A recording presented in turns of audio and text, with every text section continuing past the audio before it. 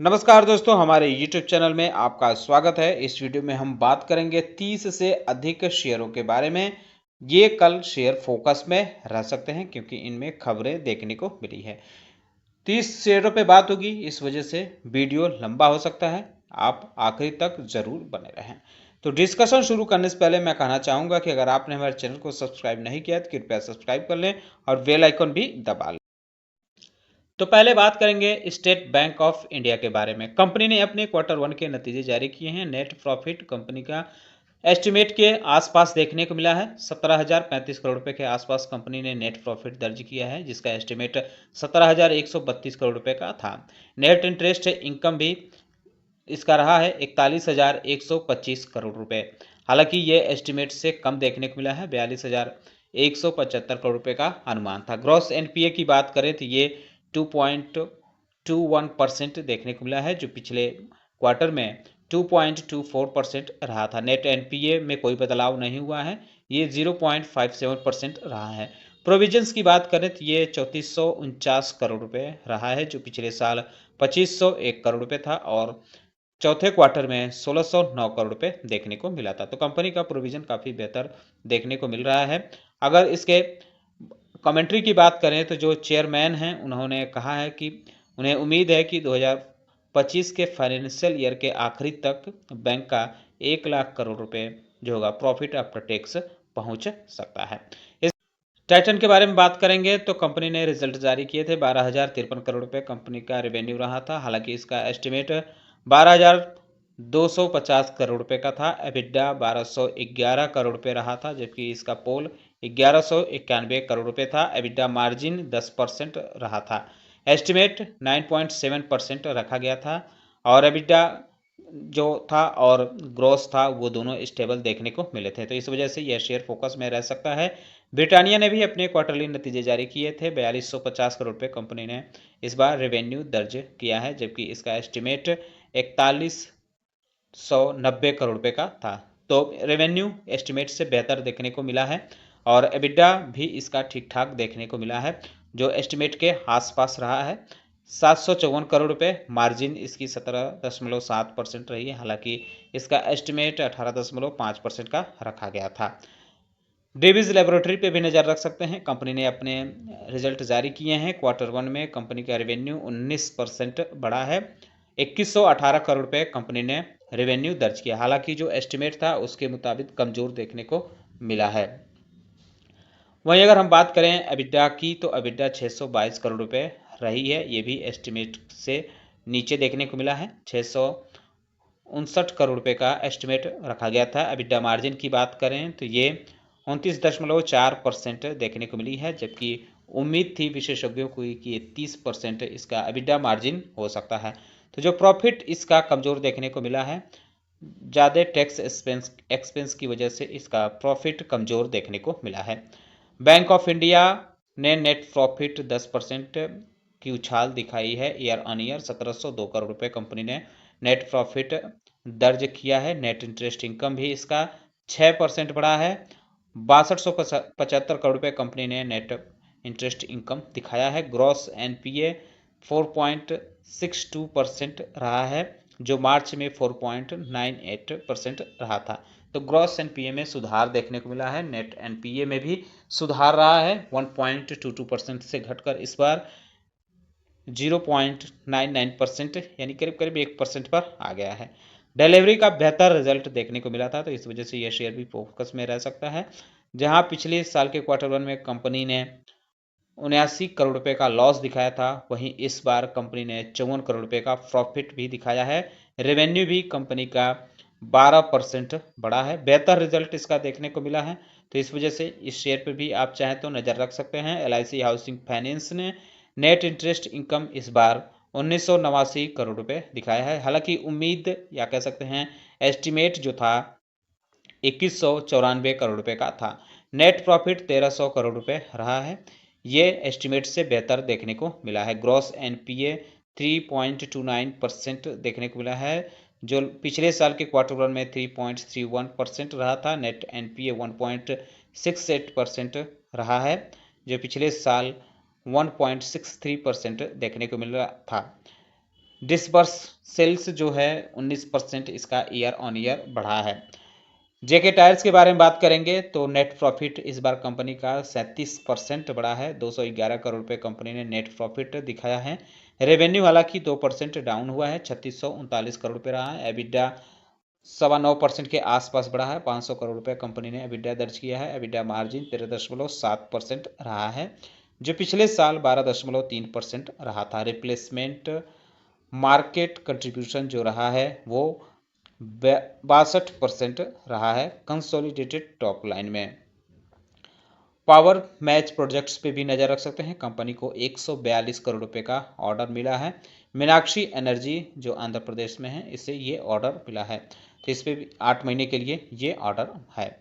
Gland pharma पे भी नजर रख सकते हैं। यूएस एफडीए ने निरीक्षण किया है और उसने 483 फार्म के साथ 3 ऑब्जर्वेशन भी दिया है। हैदराबाद की जो फैसिलिटी है वहाँ इसने निरीक्षण किया था 25 जुलाई से 2 अगस्त के बीच। इसके अलावा महिंद्रा एंड महिंद्रा फाइनेंस पे भी नज़र रख सकते हैं। कंपनी का ओवरऑल डिसबर्समेंट जो जुलाई में है 3% बढ़ा है, 4530 करोड़ रुपये रहा है। कलेक्शन एफिशिएंसी भी 95% आ गई है, जो लास्ट ईयर में 96% रहे थे। स्टेज 3 और स्टेज 2 एसेट जो रहा है वो 10% से कम रहा है। एसजेवीएन में भी बड़ी खबर देखने को मिल रही है। कैबिनेट का अप्रूवल मिल गया है। किसके लिए अप्रूवल मिला है? कंपनी का जो इन्वेस्टमेंट प्रपोजल था 5,792 करोड़ रुपए का, जो है कंपनी को ये इन्वेस्टमेंट करना था 669 megawatt lower Arun hydro electronic project के लिए। ये नेपाल में ये प्रोजेक्ट है, इसमें कंपनी को इन्वेस्ट करना था, तो इसके लिए अब केंद्र सरकार की कैबिनेट ने मंजूरी दे दी है, तो इस वजह से ये शेयर फोकस में रह सकता है। अशोका बिल्डकॉन पे भी नज़र रख सकते हैं। कंपनी को एक बड़ा ऑर्डर मिला है। MMRDA यानी मुंबई की जो Mumbai metropolitan region development agency है, उसके तरफ से ये ऑर्डर मिला है। 1280 करोड़ रुपए का ऑर्डर मिला है। Made plus health services limited के बारे में बात करें तो कंपनी ने रिजल्ट जारी किए हैं। रेवेन्यू कंपनी का 16% के आसपास बढ़ा है, 1489 करोड़ रुपए कंपनी ने इस बार रेवेन्यू दर्ज किया है, जो पिछले साल 1284 करोड़ रुपए था। कंपनी का जो अनुमान लगाया था उसके आसपास रेवेन्यू देखने को मिला है। कंपनी का एबिडा भी 32% से ज़्यादा बढ़ा है, 94 करोड़ रुपए कंपनी ने एबिडा दर्ज किया है, जो पिछले साल 70 करोड़ रुपए देखने को मिला था। एस्टिमेट से बेहतर देखने को मिल रहा है कंपनी का एबिडा। मार्जिन भी 79 बेसिस पॉइंट बढ़ी है, 6.31% देखने को मिली है।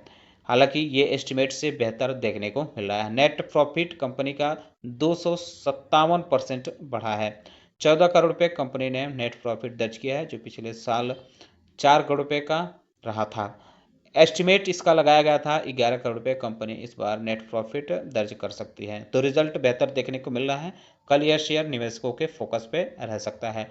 आर्चिन केमिकल इंडस्ट्रीज लिमिटेड के बारे में बात करें तो कंपनी का रेवेन्यू डाउन हुआ है, करीब करीब 38% ईयर ऑन ईयर डाउन हुआ है। 213 करोड़ रुपए कंपनी ने इस बार रेवेन्यू दर्ज किया है, जो पिछले साल 343 करोड़ रुपए रहा था। हालांकि जो एस्टिमेट था वो 336 करोड़ रुपए का लगाया गया था। एबिडा भी कंपनी का 47% डाउन हुआ है, 71 करोड़ रुपए कंपनी ने एबिडा दर्ज किया है, जो पिछले साल 134 करोड़ रुपए रहा था। इसका एस्टिमेट जो विशेषज्ञों ने लगाया था वो 102 करोड़ रुपए का लगाया था। मार्जिन कंपनी का गिरा है, इस बार 39% से गिरकर 33% के आसपास रहा है, लेकिन ये एस्टिमेट से बेहतर देखने को मिल रहा है, क्योंकि एस्टिमेट 30% के आसपास का लगाया था। नेट प्रॉफिट कंपनी का 52% डाउन हुआ है, 45 करोड़ रुपए कंपनी ने नेट प्रॉफिट दर्ज किया है, जो पिछले साल 94 करोड़ रुपए था। और जो विशेषज्ञ हैं उनका अनुमान था कि 71 करोड़ रुपए कंपनी नेट प्रॉफिट दर्ज कर सकती है। शीला फोम के बारे में बात करें तो कंपनी का रेवेन्यू 26% बढ़ा है, 810 करोड़ रुपए कंपनी ने रेवेन्यू दर्ज किया है, जो पिछले साल 645 करोड़ रुपए था। एबिडा कंपनी का हालांकि 23% डाउन हुआ है, 60 करोड़ रुपए कंपनी ने एबिडा दर्ज किया है, जो पिछले साल 78 करोड़ रुपए देखने को मिला था। एबिडा मार्जिन 7.4% रहा है, जो पिछले साल 12.1% देखने को मिला था। नेट प्रॉफिट कंपनी का 9% बढ़ा है। 47 करोड़ रुपये कंपनी ने नेट प्रॉफिट दर्ज किया है, जो पिछले साल 43 करोड़ रुपये रहा था। महिंद्रा एंड महिंद्रा पे भी नज़र रख सकते हैं। कंपनी की एक सब्सिडरी कंपनी देखने को मिलती है, क्लासिक लीजेंड्स। इसने joint venture agreement tube investment of India के साथ शुरू कर दिया है। इसका रेशियो है 50-50 का रेशियो रखा गया है। अब इसके तहत ये दोनों कंपनियां क्या करेंगी, BSA मार्क की जो इंडिया में मोटरसाइकिल देखने मिलती है उसके पार्ट्स और एसेसरीज मैन्युफैक्चर करेंगी और बेचेंगी। तो इस वजह से यह शेयर फोकस में रह सकता है। Power grid corporation of India पे भी नज़र रख सकते हैं। कंपनी को राजस्थान से एक इंटर स्टेट ट्रांसमिशन लाइन के लिए लोवेस्ट बिडर सक्सेसफुल बिडर घोषित किया गया है। HEG पे भी नज़र रख सकते हैं। 13 अगस्त को बोर्ड की मीटिंग होगी, जिसमें स्टॉक स्प्लिट पर विचार किया जाएगा। संवर्धन मदरसन इंटरनेशनल पे भी नज़र रख सकते हैं। कंपनी ने सुजीत कॉरपोरेशन के 34% स्टॉक जो इसके joint venture Motherson auto solution में देखने को मिलते हैं, इसको अब एक्वायर करेगी। इसके लिए कंपनी कितना पे करेगी, 237 करोड़ रुपए पे करेगी इस एक्विजिशन के लिए। ज्योति लैब्स और एपटेक पे भी नज़र रख सकते हैं। ज्योति लैब में खबर है कि संजय अग्रवाल जो इसके CFO देखने को मिलते हैं, उन्होंने अपने पद से इस्तीफा दे दिया है। वहीं एपटेक में पवन नवाल को ग्रुप CFO अपॉइंट किया गया है, जो 2 अगस्त से इफेक्टिव है।